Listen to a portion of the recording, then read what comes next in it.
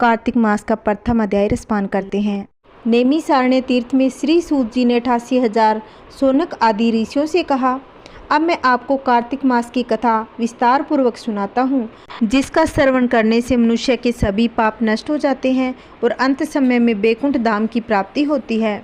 सूत जी ने कहा, श्री कृष्ण जी से अनुमति लेकर देव ऋषि नारद के चले जाने के बाद सत्यभामा प्रसन्न होकर भगवान श्री कृष्ण से बोली कि हे प्रभु, मैं धन्य हुई, मेरा जन्म सफल हुआ। मुझ जैसी त्रिलोक्य सुंदरी के जन्मदाता भी धन्य हैं, जो आपकी 16,000 स्त्रियों के बीच में आपकी परम प्यारी पत्नी बनी।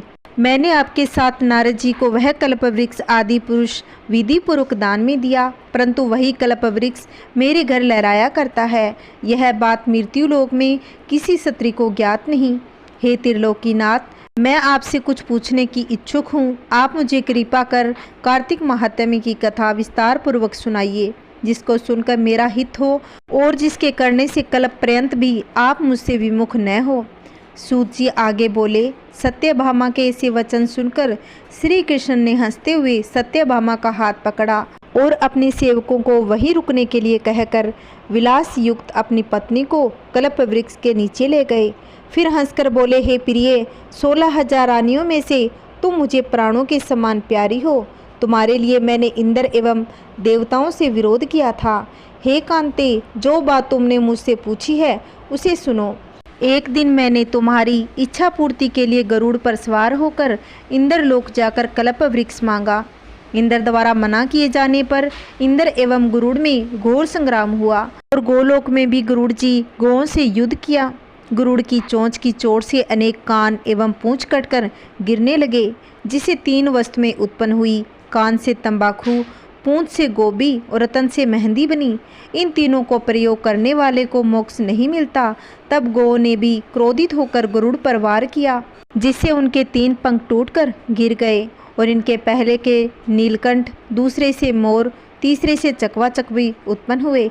हे प्रिय, इन तीनों का दर्शन करने मात्र से ही सुफल प्राप्त होता है। यह सुनकर सत्यभामा ने कहा कि हे प्रभु, कृपा मुझे मेरे पूर्व जन्मों के विषय में बताइए। मैंने पूर्व जन्म में कौन कौन से दान, व्रत, जप नहीं किए? मेरा स्वभाव कैसा था? मैंने जन्मदाता कौन थे? मुझे मृत्युलोक में जन्म क्यों लेना पड़ा? मैंने ऐसा कौन सा पुण्य कर्म किया था जिससे मैं आपकी अर्धांगिनी हुई? श्री कृष्ण ने कहा कि हे प्रिय, अब मैं तुम्हारे द्वारा पूर्व जन्म में किए गए पुण्य कर्मों को विस्तार पूर्वक कहता हूँ, सो सुनो। पूर्व समय में सतयुग के अंत में मायापुरी में अत्रि गोत्र में वेद वेदांत का ज्ञाता देव शर्मा नामक एक ब्राह्मण निवास करता था। वह प्रतिदिन अतिथियों की सेवा, हवन, सूर्य भगवान का पूजन किया करता था। वह सूर्य के समान तेजस्वी था। वृद्धावस्था में उसे गुणवती नामक कन्या की प्राप्ति हुई। उस पुत्रहीन ब्राह्मण ने अपनी कन्या का विवाह अपने ही चंद्र नामक शिष्य के साथ कर दिया। वह चंद्र को अपने पुत्र के समान मानता था। चंद्र भी उसे अपने पिता की भांति सम्मान करता था। एक दिन वे दोनों कुश और समीदा लेने के लिए जंगल में गए। जब वे हिमालय की तलहटी में भ्रमण कर रहे थे, तब उन्हें एक राक्षस आता हुआ दिखाई दिया। उस राक्षस को देखकर भय के कारण उनके अंग शिथिल हो गए और वे वहां से भागने में भी असमर्थ हो गए। तब उस काल के समान राक्षस ने उन दोनों को मार डाला। क्योंकि वे धर्मात्मा थे, इसलिए वे पार्षद उन्हें मेरे बैकुंठ धाम मेरे पास ले आए। उन दोनों द्वारा आजीवन सूर्य भगवान की पूजा किए जाने के कारण मैं दोनों पर अति प्रसन्न हुआ। गणेश जी, शिव जी, सूर्य व देवी, इन सब की पूजा करने वाले मनुष्य को स्वर्ग की प्राप्ति होती है। मैं एक होता हुआ भी काल और कर्मों के भेद से 5 प्रकार का होता हूँ। जैसे एक देवदत्त, पिता, भ्राता आदि नामों से पुकारा जाता है। जब वे दोनों विमान पर आरूढ़ होकर सूर्य के समान तेजस्वी, रूपवान, चंदन की माला धारण किए हुए मेरे भवन में आए, तो वे दिव्य भोगों को भोगने लगे। भगवान श्री कृष्ण आगे बोले, हे प्रिय, जब गुणवती को राक्षस द्वारा अपने पिता एवं पिता के मारे जाने का समाचार मिला, तो वह विलाप करने लगी। हे नाथ, हे पिता, मुझको त्याग कर तुम कहाँ चले गए? मैं अकेली स्त्री तुम्हारे बिना अब क्या करूं? अब मेरे भोजन वस्त्र आदि की व्यवस्था कौन करेगा? घर में प्रेम पूर्वक मेरा पालन पोषण कौन करेगा? मैं कुछ भी नहीं कर सकती। मुझ विधवा की कौन रक्षा करेगा? मैं कहाँ जाऊँ? मेरे पास तो अब कोई ठिकाना भी नहीं। इस प्रकार विलाप करते हुए गुणवती चक्कर खाकर धरती पर गिर पड़ी और बेहोश हो गई। बहुत देर बाद जब उसे होश आया तो उसे पहले की भांति करुण विलाप करते हुए शोक सागर में डूब गई। कुछ समय के बाद जब वह संभाली तो उसे ध्यान आया कि पिता और पति की मृत्यु के बाद मुझे उनकी क्रियाकर्म करना चाहिए जिससे उनकी गति हो सके। इसलिए उसने अपने घर का सारा सामान बेच दिया। उसे प्राप्त धन से उसने अपने पिता एवं पति का श्राद्ध आदि कर्म किया। उसके बाद वह उसी नगर में रहते हुए आठों पहर भगवान विष्णु की भक्ति करने लगी। उसने मृत्यु पर्यंत तक नियम पूर्वक सभी एकादशियों का व्रत और कार्तिक महीने में उपवास एवं व्रत किए। हे प्रिय, एकादशी और कार्तिक व्रत मुझे अति प्रिय है। इनसे मुक्ति, भक्ति, पुत्र तथा संपत्ति प्राप्त होती है। कार्तिक मास में जब तुला राशि पर सूर्य आता है तब ब्रह्म मुहूर्त में उठकर स्नान करने व व्रत व उपवास करने वाले मनुष्य मुझे बहुत प्रिय है, क्योंकि यदि उन्होंने पाप भी किए हों तो भी स्नान व व्रत के प्रभाव से उन्हें मोक्ष की प्राप्ति होती है। कार्तिक में स्नान, जागरण, दीपदान, तुलसी के पौधे की रक्षा करने वाले मनुष्य साक्षात भगवान विष्णु के समान हैं। कार्तिक मास में मंदिर में झाड़ू लगाने वाले, स्वास्तिक बनाने वाले, भगवान विष्णु की पूजा करने वाले मनुष्य जन्म मरण के चक्कर से छुटकारा पा जाते हैं। यह सुनकर गुणवती भी प्रतिवर्ष श्रद्धापूर्वक कार्तिक का व्रत और भगवान विष्णु की पूजा करने लगी। हे प्रिय, एक बार उसे जवर हो गया। वह बहुत कमज़ोर हो गई, फिर भी उसे किसी प्रकार गंगा स्नान के लिए चली गई। गंगा तक तो वो पहुंच गई, परंतु शीत के कारण वह बुरी तरह से कांप रही थी। इस कारण वह शिथिल हो गई। तब मेरे दूत उसे मेरे धाम ले आए। उसके बाद ब्रह्मा आदि देवताओं की प्रार्थना पर जब मैंने कृष्ण का अवतार लिया तो मेरे गण भी मेरे साथ इस पृथ्वी पर आए।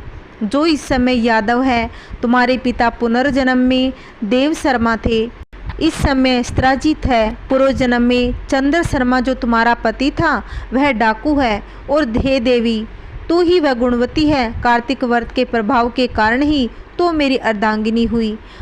पूर्व जन्म में तुमने मेरे मंदिर के द्वार पर तुलसी का पौधा लगाया था।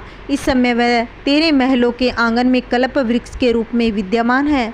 उस जन्म में जो तुमने दीप दान किया था उसी कारण तुम्हारी देह इतनी सुंदर है। तुम्हारे घर में साक्षात लक्ष्मी का वास है, क्योंकि तुमने पूर्व जन्म में अपने सभी व्रतों का फल पति स्वरूप विष्णु को अर्पित किया था। उसी के प्रभाव से इस जन्म में तुम मेरी प्रिय पत्नी हुई। पूर्व जन्म में तुमने नियम पूर्वक जो कार्तिक मास का व्रत किया था उसी के कारण मेरा और तुम्हारा सभी वियोग नहीं हुआ। इस प्रकार कार्तिक मास में व्रत आदि करने वाले मनुष्य मुझे तुम्हारे सम्मान प्रिय है।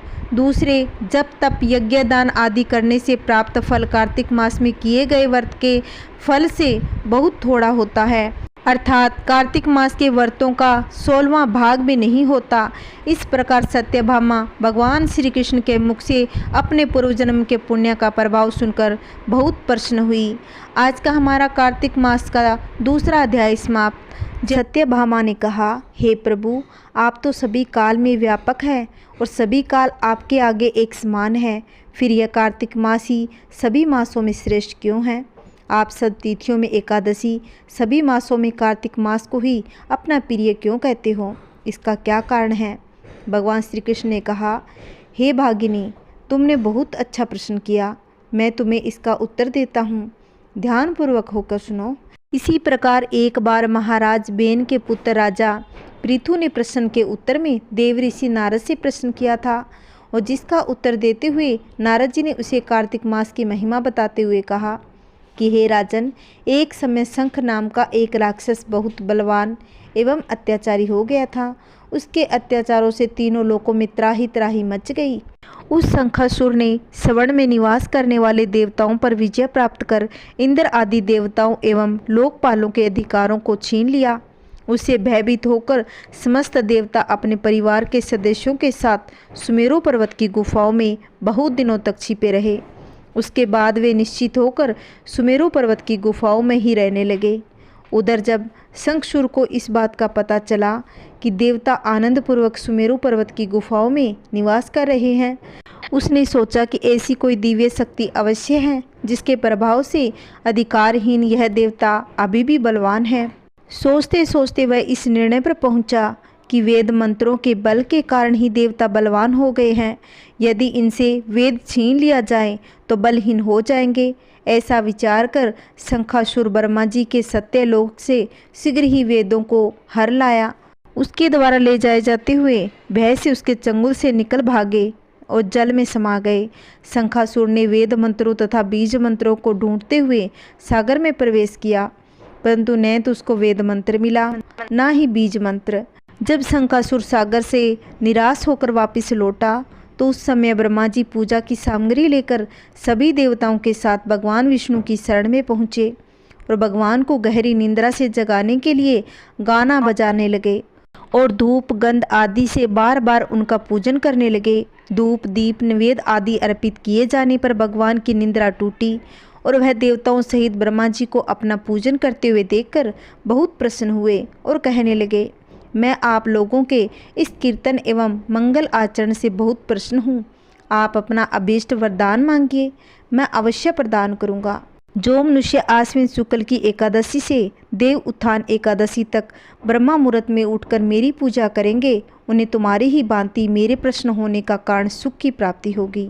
आप लोग जो अर्घ्य आचमन और जल आदि सामग्री मेरे लिए लाए हैं, वे अनंत गुणों वाली होकर आपका कल्याण करेगी। शंखासुर द्वारा हारे गए संपूर्ण वेद जल में स्थित है। मैं सागर पुत्र शंखासुर का वध करके उन वेदों को अभी ला देता हूँ। आज के मंत्र बीज और वेदों सहित मैं प्रतिवर्ष कार्तिक मास में जल में विश्राम किया करूँगा। अब मैं मत्स्य का रूप धारण करके जल में जाता हूँ। तुम सब देवता मुनिवर सहित मेरे साथ जल में जाओ। इस कार्तिक मास में जो श्रेष्ठ मनुष्य प्रातःकाल स्नान करते हैं, वे सब यज्ञ के अवभृत स्नान द्वारा भली भांति नहा लेते हैं। हे देवेंद्र, कार्तिक मास में व्रत करने वाले को सब प्रकार से धन पुत्र पुत्री आदि देते रहना और उनकी सभी आपत्तियों की रक्षा करना। हे धनपति कुबेर, मेरी आज्ञा के अनुसार तुम उसके धन धान्य की वृद्धि करना, क्योंकि इस प्रकार का आचरण करने वाला मनुष्य मेरा रूप धारण करके जीवन मुक्त हो जाता है। जो मनुष्य जन्म से लेकर मृत्यु पर्यंत विधि पूर्वक इस उत्तम व्रत को करता है, वह आप लोगों का भी पूजनीय है। कार्तिक शुक्ल पक्ष की एकादशी तिथि को तुम लोगों ने मुझे जगाया, इसीलिए यह तिथि मेरे लिए अत्यंत प्रतिदायिनी और माननीय है। हे देवताओं, यह दोनों व्रत नियम पूर्वक करने से मनुष्य मेरा स्नेह प्राप्त कर लेते हैं। इन व्रतों को करने से जो फल मिलता है वह अन्य किसी व्रत से नहीं। अतः प्रत्येक मनुष्य को सुखी और निरोग रहने के लिए कार्तिक महात्म्य एकादशी की कथा सुनते रहना चाहिए और नियमों का पालन करना चाहिए। आज का हमारा कार्तिक मास का तीसरा अध्याय समाप्त। आइए अब कार्तिक मास का चौथा अध्याय सुनते हैं। नारद जी ने कहा, ऐसा कहकर भगवान विष्णु मछली का रूप धारण करके आकाश से जल में गिरे। उस समय विंध्याचल पर्वत पर तप रहे महर्षि कश्यप अपनी अंजलि में जल लेकर खड़े थे। भगवान उनकी अंजलि में जा गिरे। महर्षि कश्यप ने दया करके उसे अपने कमंडल में रख लिया। मछली के थोड़ा बड़ा होने पर महर्षि कश्यप ने उसे कुएं में डाल दिया।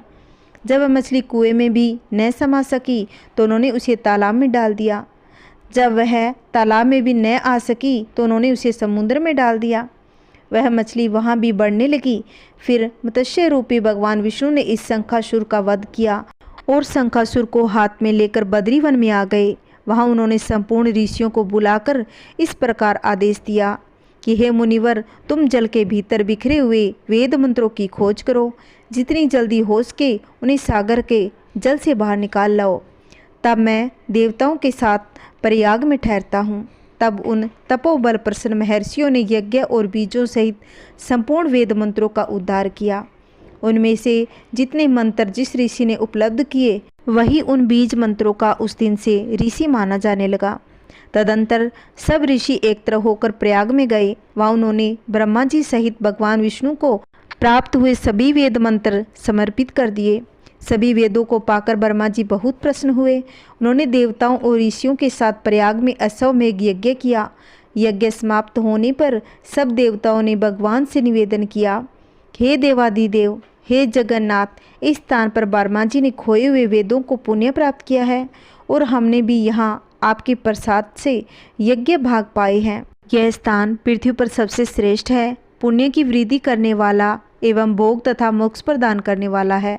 साथ ही यह समय भी महापुण्यमय, ब्रह्माघाती आदि महापापियों की शुद्धि करने वाला हो तथा स्थान यहाँ दिए हुए दान को अक्षय बना देने वाला भी यह वर दीजिए। भगवान विष्णु बोले कि हे देवताओं, तुमने जो कुछ कहा वह मुझे स्वीकार है, तुम्हारी इच्छा पूर्ण हो। आज से यह स्थान ब्रह्मा क्षेत्र के नाम से प्रसिद्ध होगा। सूर्यवंश में उत्पन्न राजा भगीरथ यहाँ गंगा को ले आएंगे और वह सूर्य कन्या यमुना से मिलेगी। ब्रह्मा जी और तुम सब देवता मेरे साथ यहाँ निवास करो। आज से यह तीर्थ तीर्थराज के नाम से विख्यात होगा। तीर्थराज के दर्शन से तत्काल सब पाप नष्ट हो जाएंगे। जब सूर्य मकर राशि में स्थित होंगे उस समय यहाँ स्नान करने वाले मनुष्य के सब पापों का यह तीर्थ नाश करेगा। यह काल भी मनुष्य के लिए सदा महान पुण्य फल देने वाला होगा। माघ में सूर्य के मकर राशि में स्थित होने पर यहाँ स्नान करने से सालोक्य आदि फल प्राप्त होंगे। देवादिदेव भगवान विष्णु देवताओं से ऐसा कहकर ब्रह्मा जी के साथ वहीं अंतर्ध्यान हो गए। तत्पश्चात इंद्र आदि देवता भी अपने अंश से प्रयोग में रहते हुए वहाँ से अंतर्ध्यान हो गए। जो मनुष्य कार्तिक में तुलसी जी की जड़ के समीप श्री हरि का पूजन करता है वह इस लोक में संपूर्ण भोगों को भोग कर अंत में बैकुंठ लोक को जाता है। आज का हमारा कार्तिक मास का चौथा अध्याय समाप्त। अब हम सुनेंगे 5वां अध्याय। राजा पृथु बोले, हे नारद जी, आपने कार्तिक मास में स्नान का फल कहा, अब अन्य मासों में विधि पूर्वक स्नान करने की विधि, नियम, उद्यापन की विधि भी बतलाइए। देव ऋषि नारद ने कहा कि हे राजन, आप भगवान विष्णु के अंश से उत्पन्न हुए हैं, अतः यह बात आपको ज्ञात है, फिर भी आपको यथाचित विधान बतलाता हूँ। आश्विन माह में शुक्ल पक्ष की एकादशी से कार्तिक के व्रत करने चाहिए। ब्रह्मा मुहूर्त में उठकर जल का पात्र लेकर गांव से बाहर पूर्व अथवा उत्तर दिशा में जाना चाहिए। तदंतर दांत और जीवा की शुद्धि के लिए वृक्ष के पास जाकर यह मंत्र पढ़े, हे वनस्पते, आप मुझे आयु, बल, यश, तेज, संतति और पशु वेद, वैदिक ज्ञान, प्रज्ञा और धारण शक्ति प्रदान करें। ऐसा कहकर वृक्ष से बाहर अंगुल की दांतल लें। दूध वाले वृक्षों को दांतल नहीं लेनी चाहिए। इसी प्रकार कपास, कांटेदार वृक्ष तथा जले हुए पेड़ से भी दांतुल लेना मना है, जिससे उत्तम गंध आती हो, जिसकी टहनी कोमल हो। ऐसे वृक्ष से दंत धावन ग्रहण करना चाहिए। व्रत वाले दिन नवमी, षष्ठी तिथियों और श्राद्ध के दिन रविवार को ग्रहण में प्रतिपादकों और अमावस्या को भी काष्ठ से दांतुन नहीं करनी चाहिए। जिस दिन दांतुन का विधान नहीं है उस दिन 12 कुल्ले कर लेने चाहिए। विधि पूर्वक दांतों को शुद्ध करके मुँह को जल से धो लेना चाहिए। भगवान विष्णु के नामों का उच्चारण करते हुए 2 घड़ी रात रहते ही स्नान के लिए जलाशय पर जाएं। कार्तिक के व्रत का पालन करने वाला मनुष्य विधि से स्नान करें, फिर 2-3 निचोड़कर अपनी रुचि के अनुसार तिलक करें। जब तक सूर्योदय न हो जाए तब तक गायत्री मंत्र का जप करता रहे। यह रात्रि के अंत का कृत्य बताया गया है। जब दिन का कार्य बताया जाता है तो संध्या उपासना के अंत में विष्णु स्तोत्र का नाम आदि पाठ करें। फिर देवालय में आकर पूजन प्रारंभ करें। भगवत संबंधी पदों के गान, कीर्तन, नृत्य आदि कर्मों से दिन का प्रथम पहर व्यतीत करें। उसके बाद आधे पहर तक भली भांति पुराण कथा का श्रवण करें। उसके बाद पुराण बांचने वाला विद्वान और तुलसी की पूजा करने वाले मध्याह्न का कर्म करने के बाद दाल के सिवा शेष अन्न का भोजन करें। बलि वैष्णव देव करके अतिथियों को भोजन कराकर जो मनुष्य स्वयं भोजन करता है उसका वह भोजन केवल अमृत है। मुख शुद्धि के लिए तीर्थ जल के तुलसी भक्षण करें। फिर शेष दिन सांसारिक व्यवहार में व्यतीत करें। सायंकाल में पुण्य भगवान विष्णु के मंदिर में जाए और संध्या करके शक्ति के अनुसार दीप दान करें। भगवान विष्णु को प्रणाम करके उनकी आरती उतारें। स्तोत्र पाठ आदि करते हुए प्रथम पहर में जागरण करें। प्रथम पहर बीत जाने पर शयन करें। ब्रह्मचार्य व्रत का पालन करें। इस प्रकार 1 मास तक प्रतिदिन शास्त्रों विधि का पालन करें। जो कार्तिक मास में उत्तम व्रत का पालन करता है वह सब पापों से मुक्त हो भगवान विष्णु के धाम प्राप्त होता है।